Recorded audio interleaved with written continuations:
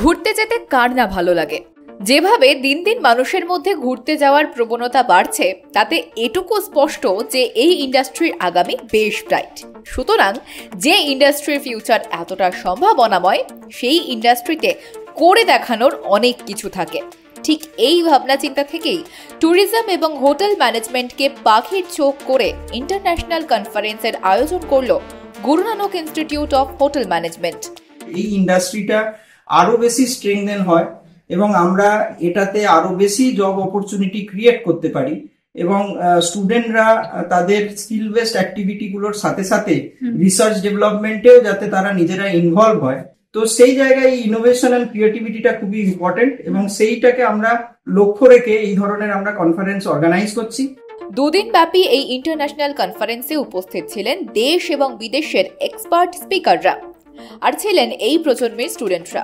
তবে জব অপরচুনিটির কথা যখন উঠলই তখন বলে রাখা ভালো, অন্যান্য ইন্ডাস্ট্রির মতোই এই ইন্ডাস্ট্রিতে একটা দারুণ বিষয় রয়েছে, আর সেটাই এই ট্যুরিজম এবং হোটেল मैनेजमेंट इंडस्ट्री यूएसपी कि जो ये होटल मैनेजमेंट है ये मात्र होटल में नौकरी करने के लिए नहीं है, बल्कि अगर इसमें वो रिसर्च करें तो वो एक बड़े अच्छे प्रोफेसर बन सकते हैं और उनका placement Australia, New Zealand, Malaysia, Thailand में भी हो सकता है। দেশে বিদেশে কোথায় কোথায় এই ইন্ডাস্ট্রি নিয়ে কি কি ধরনের প্ল্যান বা রিসার্চ চলছে তা একেবারে স্পষ্টভাবে তুলে ধরেন অনুষ্ঠানে উপস্থিত বক্তারা। সুন্দরভাবে হাইলাইটেড হয় পর্যটন শিল্পে আগামীর রূপরেখা, সুযোগ সম্ভাবনার কথা। তবে সুযোগ সম্ভাবনা যাই বলুন না কেন, উল্টো পিঠে চ্যালেঞ্জ তো থাকতেই হবে। আসলে সুযোগ আর চ্যালেঞ্জ এই দুটোই একে অপরের পরিপূরক, তা সে যে কোনো শিল্পের ক্ষেত্রেই। প্রশ্ন হচ্ছে পার্টিকুলারলি এই পর্যটন এবং আতিথেয়তা শিল্পের চ্যালেঞ্জটা কি? So when the volume of tourism is going in such a large extent, so opportunity create challenges also. Right. So challenges in terms of destination management, challenges in terms of social impact, challenges in terms of environmental impact, and how to manage the destination. So these things are there, and these are the big challenges. Challenge যখন আছে তখন তার সলিউশনও থাকতে হবে। আর এদিনের এই conference ছিল সেই এপিসেন্টার যেখানে ভারতের ট্যুরিজম ইন্ডাস্ট্রির ভবিষ্যৎ সম্ভাবনা আর চ্যালেঞ্জ নিয়ে হলো বিস্তারিত বিশ্লেষণ।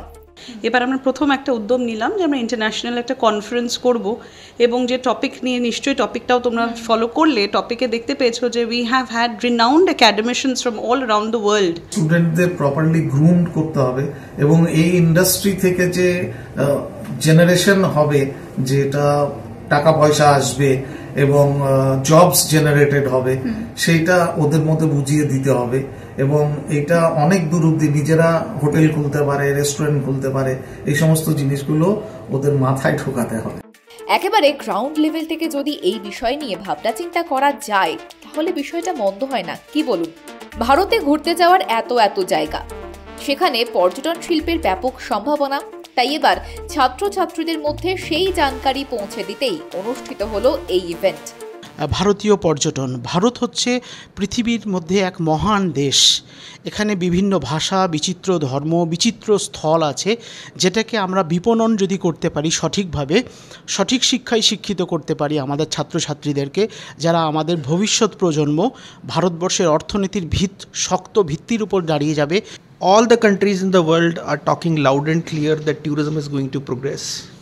There would be a lot of demand of professionals of tourism and hospitality. And when entire world is saying so, I think they have a good potential ahead, not merely in West Bengal, India, but entire globe. একেবারেই তাই, আর তাই প্রয়োজন আগামী প্রজন্মের engagement. এবং tourism industry broom হচ্ছে, সব থেকে বড় কথা আফটার প্যান্ডেমিক ট্যুরিজম ইন্ডাস্ট্রিতে প্রচুর লোক জব করছে এবং জিডিপিতে ট্যুরিজম ইন্ডাস্ট্রির কন্ট্রিবিউশন অনেক বেশি, সরকারও সেটা বুঝতে পেরেছে এবং কিছুদিন আগে আমাদের ওয়েস্ট বেঙ্গল গভর্নমেন্ট ট্যুরিজম ইন্ডাস্ট্রিকে ইন্ডাস্ট্রি স্বীকৃতি দিয়েছে, তাতে স্টুডেন্টরা এডুকেশনাল লোন পাচ্ছে বা যারা ফাইভ স্টার হোটেল করতে চাইছে তারা এখানে এসে লোন পাবে এবং বিভিন্ন সুযোগ সুবিধাগুলো পাবে। তাহলে বুঝতে পারছেন তো ঠিক কতটা ইম্পর্টেন্ট এই সেক্টর। সেক্ষেত্রে এই ইন্টারন্যাশনাল কনফারেন্স একটা দুর্দান্ত এবং প্রশংসনীয় পদক্ষেপ তা বলাই যায়। দেখতে থাকুন বিজনেস প্রাইম নিউজ, জীবন হোক অর্থবহ।